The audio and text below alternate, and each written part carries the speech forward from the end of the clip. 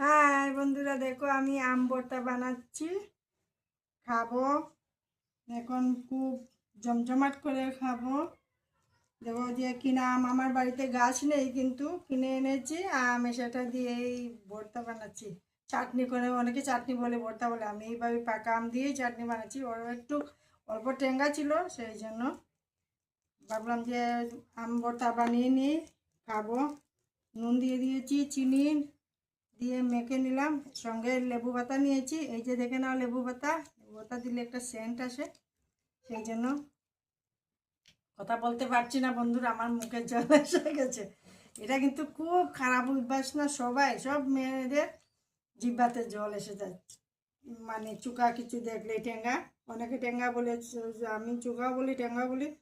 অল্প সরষের তেল দিয়ে দিব, একটু ঝ্যাং করবে, খেতে ভীষণ ভালো লাগবে। ইঞ্জিন তেল দিলে ভীষণ ভালো হয়। সঙ্গে কাঁচা লঙ্কাও দেবো।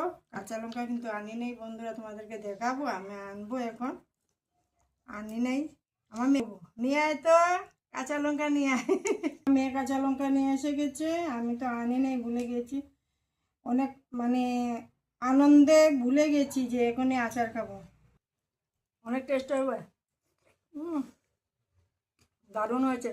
সঙ্গে লেবু পাতাও দিয়ে দিয়েছি, মেয়ের জন্য রেখে দিয়েছি, আর সেটা আমি খেয়ে নিই।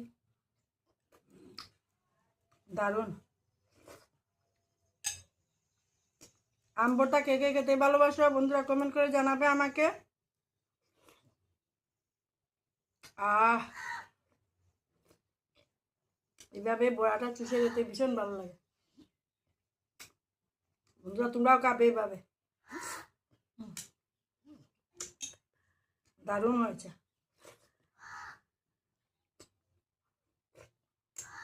বা